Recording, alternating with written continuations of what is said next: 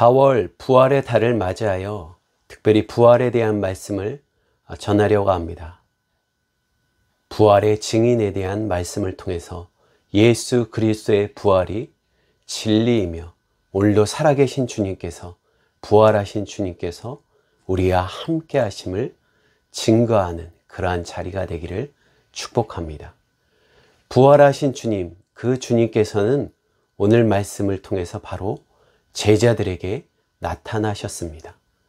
부활하신 주님은 제자들에게 나타나 제일 먼저 선포하신 말씀은 바로 평강이 있을지어다 라고 말씀하셨습니다.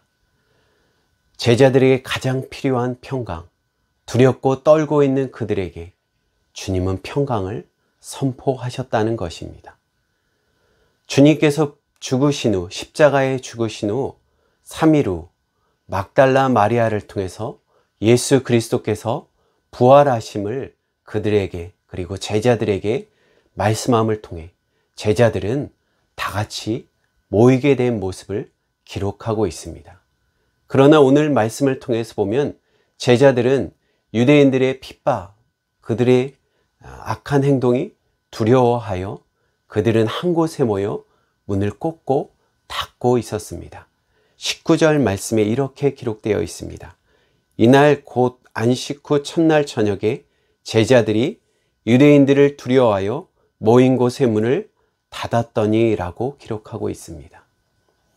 능력이 많으신 예수 그리스도, 기적을 행하시던 그분의 말씀은 이 십자가의 고통 앞에, 죽으심 앞에 오히려 두려움으로 바뀐 모습을 보게 됩니다.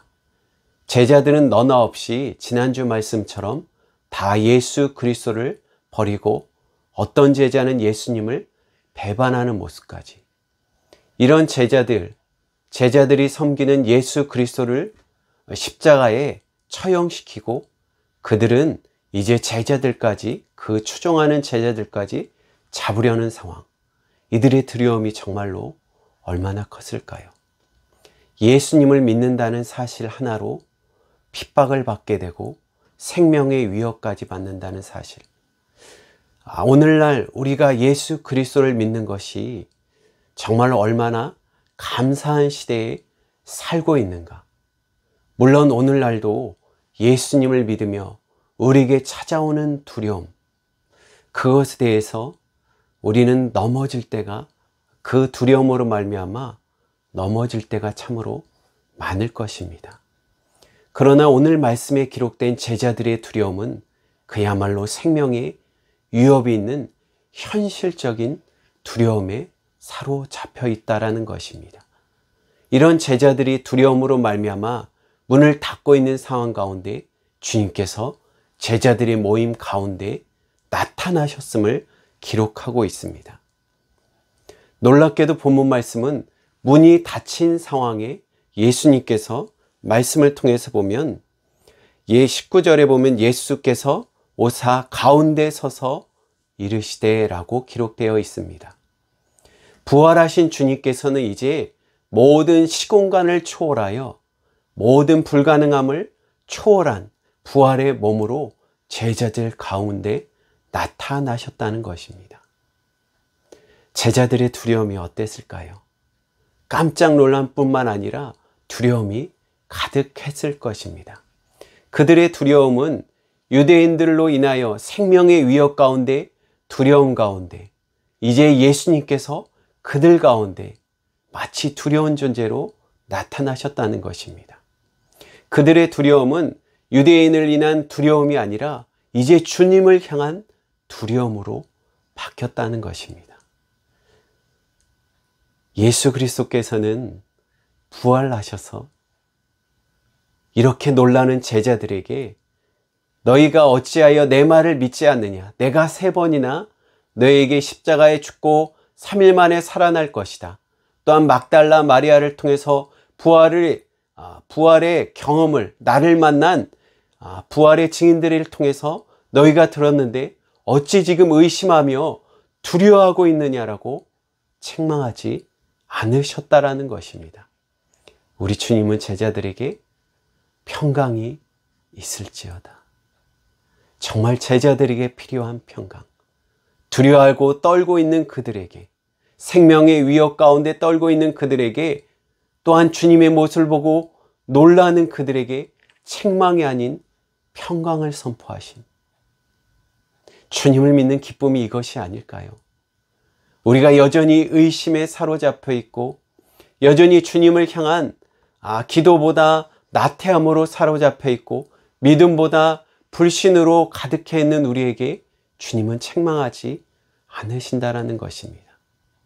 우리는 매 주일 또한 여러 미디어 매체 말씀을 통해서 찬양을 통해서 우리에게 은혜를 주시는 주님의 은혜를 경험하게 됩니다. 책망이나 두려움이 아니라 오히려 그 예배 가운데 또다시 찾아오는 주님의 평강의 은혜, 감사할 수밖에 없다라는 것입니다. 제자들에게 평안,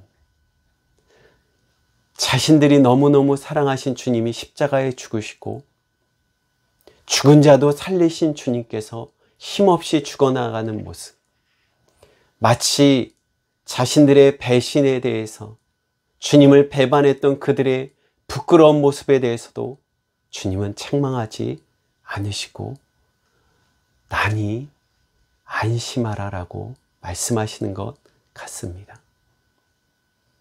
마치 풍랑 앞에 배가 이리저리 흔들리는 가운데 저 멀리 주님께서 물 위로 걸어오실 때 주님이신지 모르고 너무너무 두려워하는 그들에게 주님이 뭐라고 말씀하시죠? 난이 안심하라, 난이 평안하라 라고 말씀하신 모습을 기억하게 됩니다. 부활의 주님, 이들에게 의심과 두려움이 있는 가운데 평안을 선포하신 것처럼 저는 오늘도 말씀을 듣는 우리에게 한 주 동안 지내면서 한 주를 시작하면서 이 3일 수요일을 맞이하면서 우리에게 두려움이 있고 의심이 있고 기도가 무너진 가운데 예배가 무너지고 믿음이 정말로 밑바닥을 보이는 상황 가운데도 말씀을 통해서 잔잔하게 주시는 주님의 평안, 주님이신 자연을 통해서 환경을 통해서 또한 주님이 사랑하는 형제 자매들의 위로를 통해서 주님의 평안을 전달하는 것, 주의 평안을 알게 하시는 것에 감사해야 될 줄 믿습니다. 말씀을 듣는 모든 자에게 주님의 이런 놀라운 부활의 주님의 평안이 임하기를 축복합니다.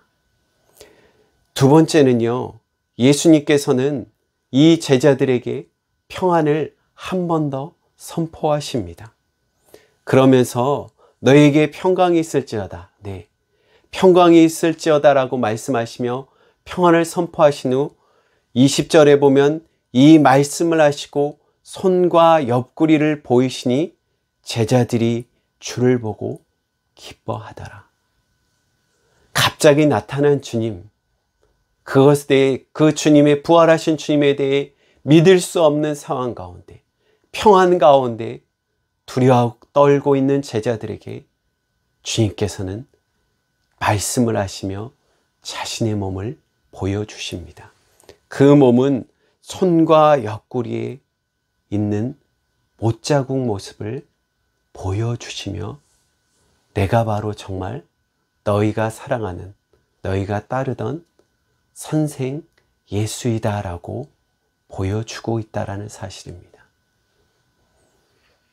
아마 주님의 이러한 부활의 모습에 대해서, 죽은 자가 다시 살아난 모습에 대해서 막달라 마리아나 부활을 경험한 여자들에게 소문을 들었지만 여전히 의심이 있는 것, 네, 자연스러운 것일 것입니다.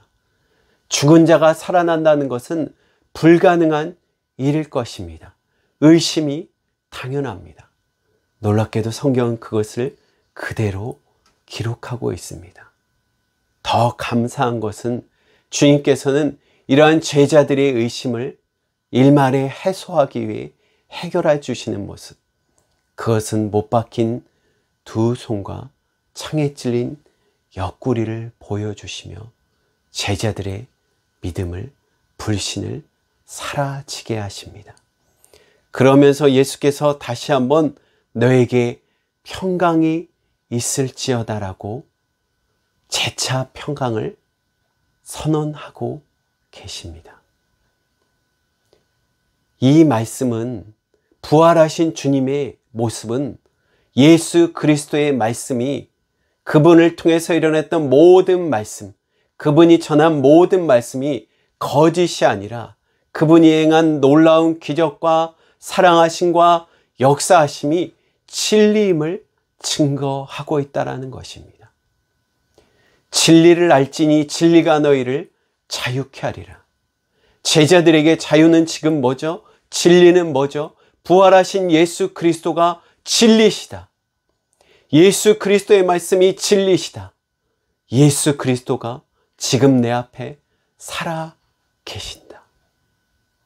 부활하신 주님의 모습을 보고 예수 그리스도의 양손과 못자국과 옆구리의 참자국을 보고 예수 그리스도께서 정말로 살아계시다.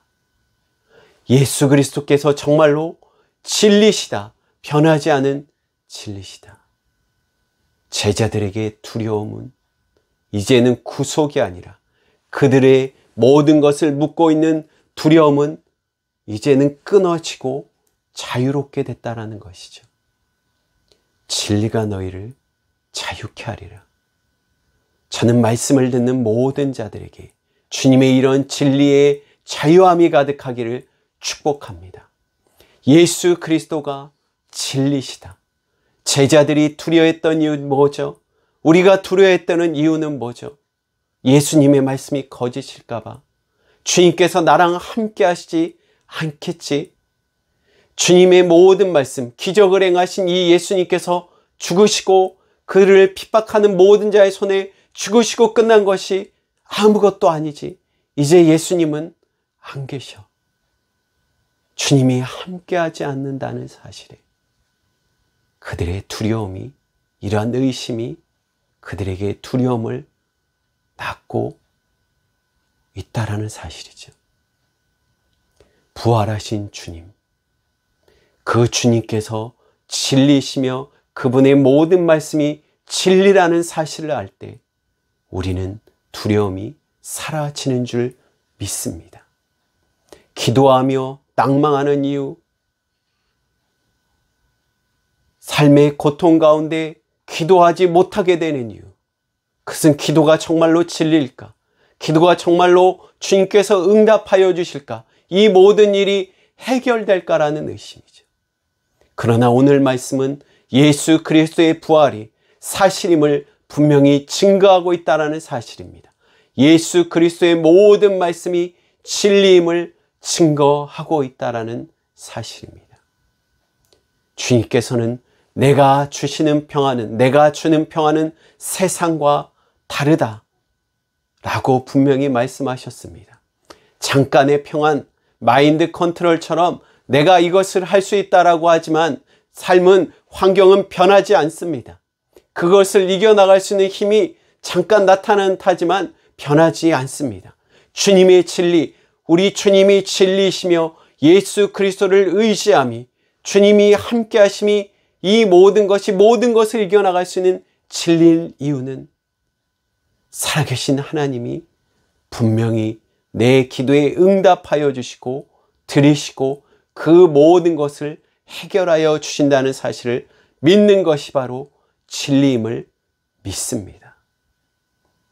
주님의 살아계심, 부활하심을 경험하고 제자들은 이렇게, 성경은 이렇게 기록합니다. 20절 말씀, 이 말씀을 하시고 손과 옆구리를 보이시며 제자들이 주를 보고 기뻐하더라. 19절에 유대인들을 인하여 문을 꽁꽁 닫고 두려워하며 모인 곳에 문을 닫았던 그들이 주님의 살아계신 주님을 보며, 그래, 주님이 함께 하시지, 주님이 함께하면 두려움이 없지, 모든 두려움이 기쁨으로 바뀌었다는 사실입니다. 두려움, 그것은 모든 것을 할 수 없게 합니다. 아니, 할 수 있는 것조차 할 수 없게 하는 두려움. 그 두려움은 제자들처럼 그 두려움이 주를 향한 두려움으로 바뀌며 주님께서 살아계신 주님의 모든 말씀이 진리라는 사실을 알았을 때 제자들의 두려움은 주를 향한 두려움에서 기쁨으로 바뀌었다는 것입니다. 세상이 주는 평안이 아니라 참 평안, 변하지 않는 평안으로 바뀌었다는 사실입니다. 말씀을 듣는 모든 자에게 주님의 이 절대적인 평안이 임하기를 축원합니다. 주님께서는 다시 한번 21절에 손을 다 보이시고 그리고 제자들에게 다시 한번 너에게 예수께서 또 이르시되 너에게 평강이 있을지어다 이렇게 말씀하신 후 아버지께서 나를 보낸 것 같이 나도 너희를 보내노라 라고 말씀하고 있습니다. 주님께서 이렇게 말씀하시면 이제 제자들에게 마치 제자들을 파송하는 모습을 보여주고 있습니다. 제자들에게 이제 평강을 선포하신 주님은 이제 증인된 삶을 사는 자로 변화될 것을 말씀하고 있습니다. 예수 그리스도가 어떤 분이시며 지금 살아계셔서 부활하시고 우리와 함께 하심을 제자들로 선포하는 제자 파송식을 하고 있다는 것입니다.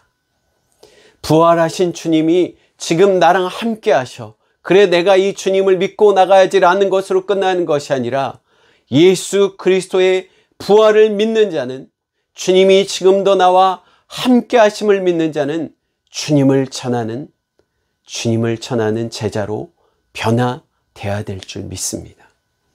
제자들에게 아버지께서 나를 보내신 것처럼 예수 그리스도께서 이 땅에 오셔서 하나님의 나라를 선포하시고 죄악의 모든 것을 십자가로 이기신 것처럼 이제 주님께서 훈련하신 제자들, 예배를 통해서 준비된 제자들을 세상에 보내시는 모습을 보게 됩니다. 그러면서 주님께서 22절에 이 말씀하시고 그들을 향하여 숨을 내쉬며 이르시되 성령을 받으라 라고 말씀하고 있습니다. 성령을 받으라. 신학자들은 이 예수님의 모습이 참으로 특이하다, 특별하다라고 추석하고 있습니다. 그것은 숨을 내쉬며 제자들에게 성령을 받으라라고 선언하고 있기 때문입니다. 제자들이 예수 그리스도의 부활을 증거하는 증인으로 파송하시면서 이들에게 성령님께서 함께 하실 것이다. 얘들아 두려워하지 말아라. 너희가 마치 예수 그리스도께서 십자가에 죽으신 후 주님이 없는 것처럼 주님이 없음으로 말미암아 두려워하는 것이 아니라 이제 성령님을 통해서 성령님이 너희와 함께 하심을 통해서 내가 보내는 그 성령을 통해서 이 모든 것을 넉넉하게 감당하는 성령님이 영원히 함께 하실 것이다. 보혜사, 옆에서 조력하는 자로 함께 동행할 성령을 보내주실 것이다 라고 말씀하고 있습니다. 성령을 받으라.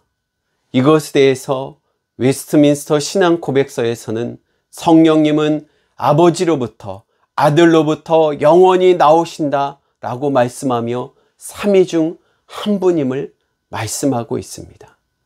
숨을 내쉬며 그분의 영을 부어주시는 것, 예수 그리스도께서 숨을 내쉬며 그들을 향하여 숨을 내쉬며 성령을 받으라 라고 말씀하시는 것은 마치 하나님께서 아담을 창조하신 후 생기를 불어넣어 주시는 창조의 모습과 같다라고 추석하고 있습니다. 마른 뼈에 생기를 불어넣는 에스겔서 37장 9절 말씀처럼 성령을 받으라는 의미, 이것은 주님께서 이들과 영원히 성령님께서 함께 하시는 말미암아 이 모든 사역을 주님의 부활하신 주님을 증거하는 이 사역을 넉넉히 증거하실 것이다 라는 의미를 말씀하고 있습니다.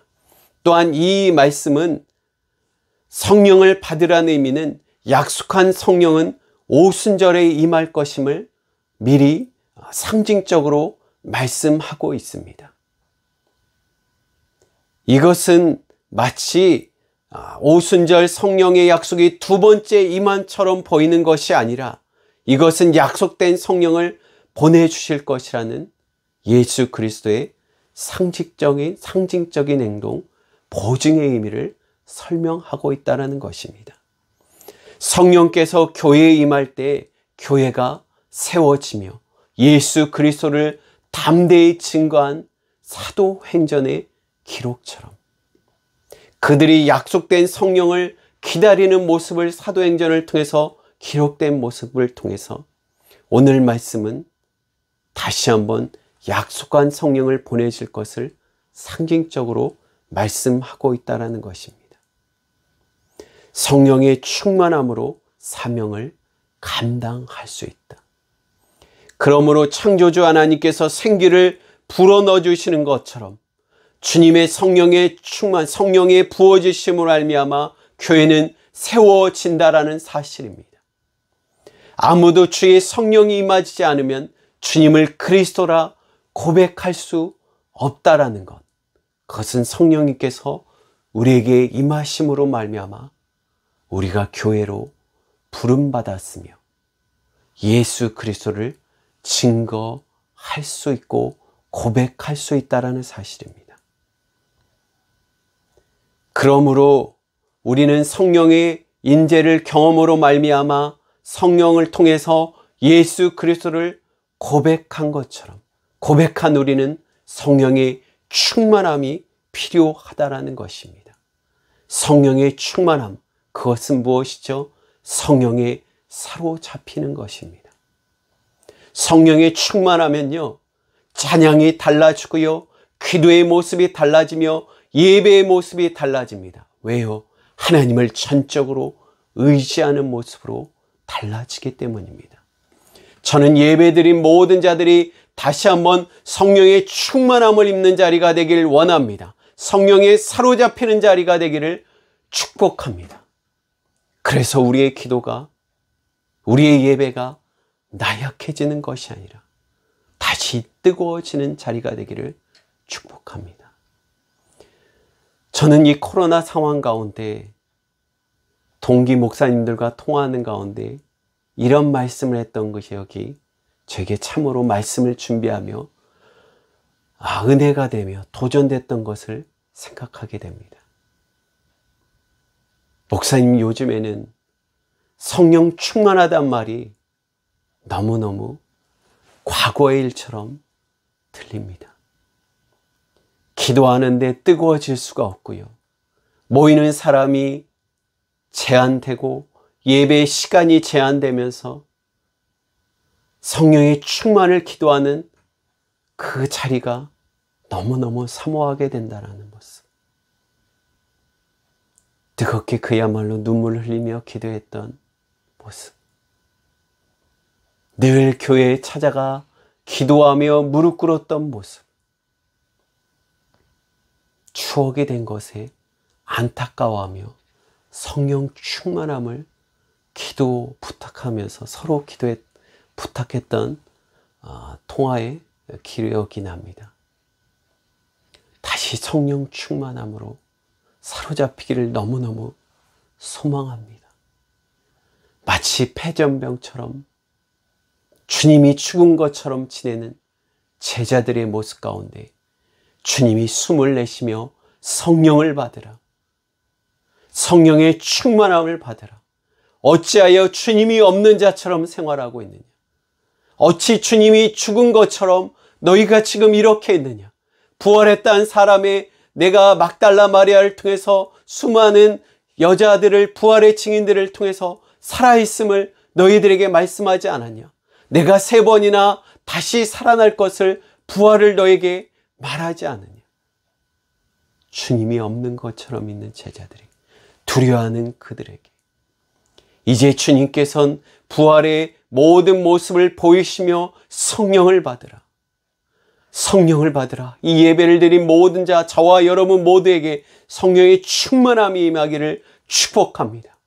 그래서요, 우리의 예배가, 우리의 기도가, 우리의 신앙생활이 마치 주님을 믿는 것이 죽으신 주님, 주님이 부끄러운 것처럼 숨어 있는 것.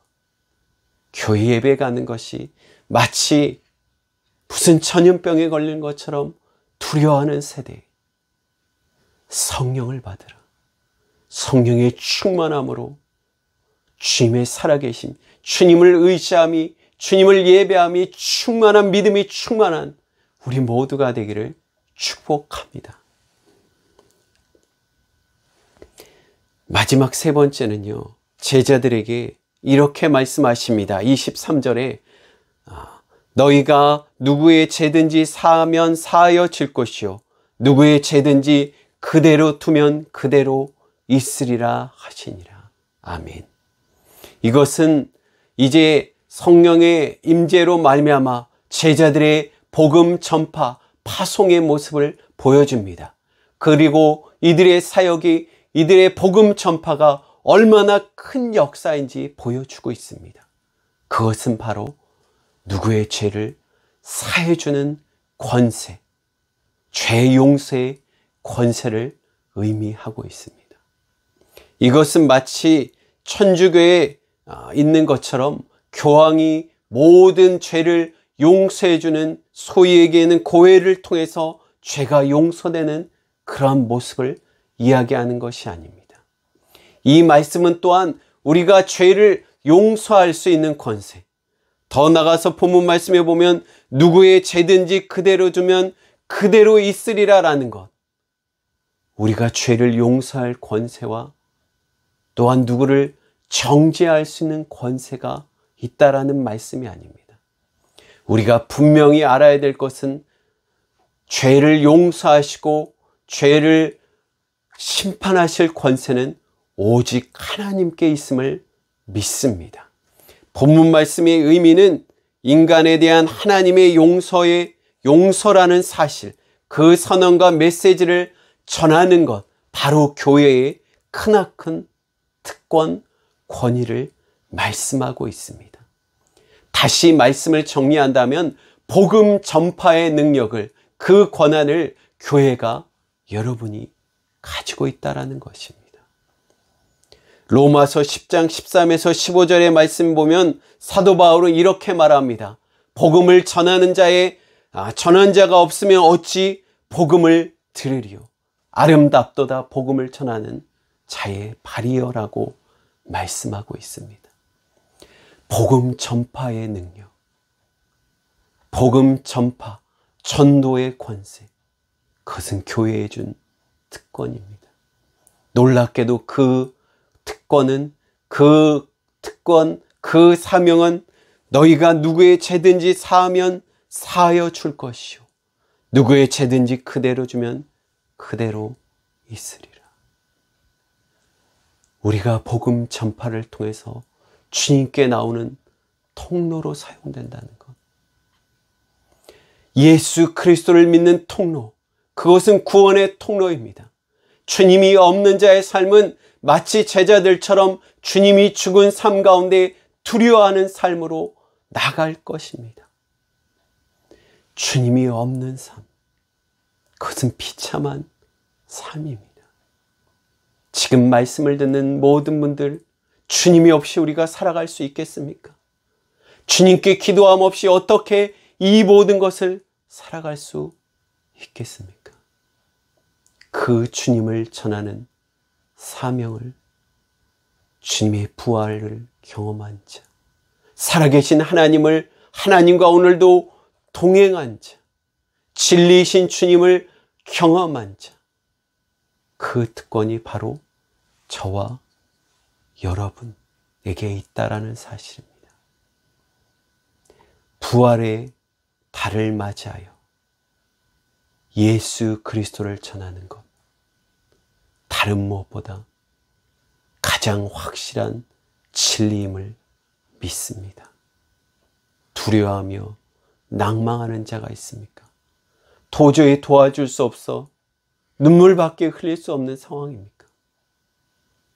상담하는 가운데 아이들의 장애로 말미암아 또한 아이들의 성장하는 사춘기를 통해서 완전 달라진 아이들을 통해서 도저히 아무것도 할 수 없는 눈물을 흘리는 부모님의 모습을 볼 때 주님이 필요합니다. 다시 예수님께 돌아오세요. 주님의 도와줌 없이 그 모든 것은 우리가 해결할 수 없습니다. 예, 같이 눈물 흘려줄 수 있죠. 같이 도닥여 줄 수 있습니다. 어깨를 두드려주고 안아줄 수 있습니다. 그러나 그 모든 것을 해결해 줄 수 있는 진리는 부활하신 예수 그리스도에게 나오는 것인 줄 믿습니다. 부활하신 주님께서 성령을 받으라. 그리고 이제 주님의 부활을 증거하는 자가 되라 라고 우리 모두에게 말씀하고 있습니다. 이 4월 한 달 점점 어두워지며 전도가 어려워지는 상황 가운데 있죠. 마치 주님이 없는 상황 가운데 있고 예배가 아무것도 아닌 것처럼 보이는 상황에 있습니다. 그러나 이때 십자가의 죽으심으로 어둠이 짙어지는 그 새벽 가운데 주님이 다시 살아나신 부활의 기쁨, 진리이신 주님이 참 진리임을 증거하는 이 확실한 복음, 그 모든 어둠은 떠나갈 줄 믿습니다. 이 4월에 내 이웃과 가까운 지인들에게 예수 그리스도, 오직 예수 그리스도만이 소망이심을 증거하는 자리 되기를, 전하는 자리 되기를 다시 한번 주님의 이름으로 축복합니다. 아멘.